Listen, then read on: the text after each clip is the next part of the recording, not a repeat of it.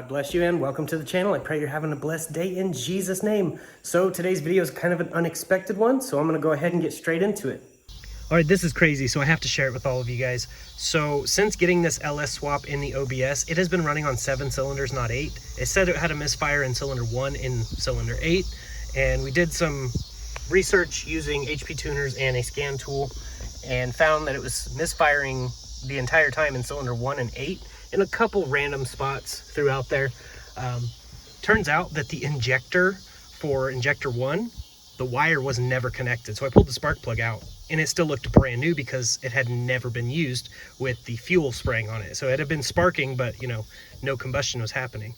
Finally got that wire fixed that I didn't even know was bad, and what a world of difference this thing makes. Listen to how it sounds now.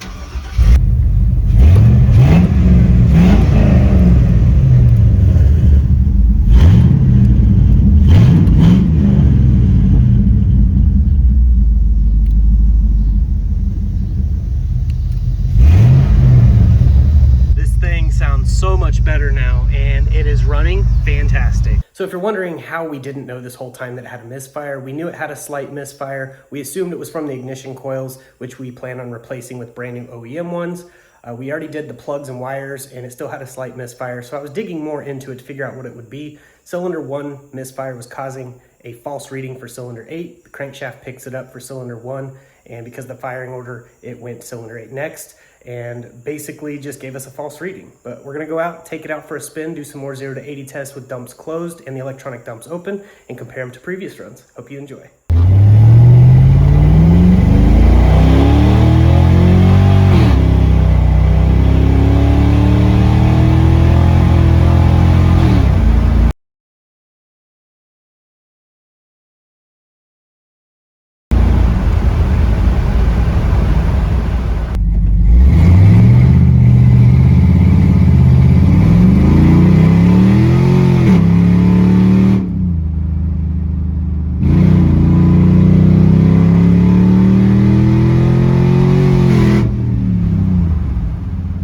All right, so you can definitely tell it pulls a lot harder. I know it's really hard for you guys to experience the passenger seat from behind a camera, but it definitely put me in the seat really hard. Now before, it was still throwing me in the seat a little bit, but I really wasn't overall impressed with how it drove as a total, like with how much I've gone through with this thing. LS swaps are super easy, but this one was the most complicated trial, I should say, that I've ever had. It literally caught on fire. Then the push rods bent, then the lifter's trunnion bearings fell apart, and then the rod bent for no reason. And then I swapped the engine, had to pull it out of a junkyard. That engine actually had a bad piston, but I went ahead and got a replacement. A good friend of mine actually sent me that, so huge thank you goes to him. And then after I got the engine in, transmission went out. Then it was the PCM, and it's just been a nonstop fight with this, but thank God, praise be to God, this thing runs fantastic. I can actually take it to the track and have fun once I get new tires, which is my next problem. This thing spins like crazy now. When it shifted into, I think it was second gear or third gear, I can't remember, it just wanted to continue spinning, and I eased into it so that it wouldn't spin. With the dumps open, if I floor it, it'll just spin the entire way. Does not matter. So I have to ease into it. So hopefully a limited slip differential coming in soon and a few other things. But yeah, this was an unexpected video I wasn't expecting to do. So you guys got a little bonus content for this. But yeah, that fuel injector wire, that just blew my mind because I soldered that thing. It was nice and solid. I even heat shrinked it and somehow it was pulled out this entire time. And now it runs fantastic. So we have some more stuff coming in the near future, so please stay tuned. Share the video around. Views have been dropping, probably because I put my Lord and Savior Jesus Christ first in everything that I do, and people don't like that, but you know what, I'm not gonna stop. So please continue to share the videos, click the like button if you like this video, drop a comment below, and I hope to see you guys in the next video. But I'm gonna go ahead and roll my outro, and here it is. Hey everyone, want to let you know the gospel, which means good news. And the good news is we no longer have to live this way. We don't have to live in bondage and sin and addiction and in depression. We can call upon the name of names and the Lord of Lords, which is Jesus. He went to the cross and died for sinners like me and like you. Every one of us falls short of the glory of God. For the wages of sin is death. The free gift of eternal life comes through Jesus Christ and his sacrifice. All you have to do is believe in your heart and confess with your mouth that Jesus rose from the dead by the power of God, defeated sin and death for us, and you will be saved.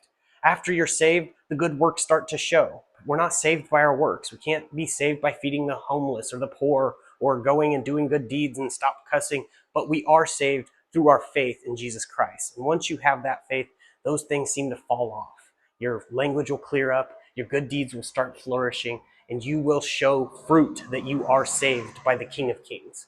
Jesus loves you, I love you, and I just wanted to let you know this truth. I know there's people that reject it, but that's their choice. God did not invent hell for us. He gave us a way out with Jesus at the cross. Hell wasn't designed for us. It was actually designed for the fallen angels and the ones that followed after Satan, and it's because of Satan's pride. So remember that whenever you see that word pride everywhere. Just remember, it's because of pride that Satan fell. Don't fall into that trap. But God also does honor our choice. If we want to live away from him, he will honor that because he loves us. Love must be free and not forced. See, God is a just God and a God of love, and he loves us so much he gave us free will to choose him or reject him. And either which way we go, he will honor. If we choose him, all the other things are going to fall off and we're going to go towards him. If we reject him, he'll honor that by sending you far from him. And hell is a place of torment. And it will also be filled with a bunch of religious fanatics who sit there shaking their finger at you because you're doing this, but they're doing even worse. They know the truth, so they're going to be held to a higher standard. As soon as you know the truth, you are held to a higher standard. So it's worse for a believer than an unbeliever. I just want to call all of my brothers and sisters out there who have backslid. I've done it, and I call them back in the name of Jesus. I pray this message reaches you. So all you have to do is believe in the finished work. It's not complicated. Open your Bible, start reading, and ask God to open your eyes. And I pray this message reaches whoever it's intended for, because I know there's a lot going on in the world. Guys, he's coming back soon. Jesus is coming. So go ahead, open your Bible, tell the world. I just want to let you know, God loves you and I love you. If you're saying in your mind, you can't love me, you don't even know me. Well, people hate each other for no reason. I get hated on all the time and people don't know me. So I can love you for no reason. But my reason comes from above. His name is Jesus. Just wanted to leave you with that. God bless each and every one of you. God bless, stay safe, stay awesome. Jesus loves you.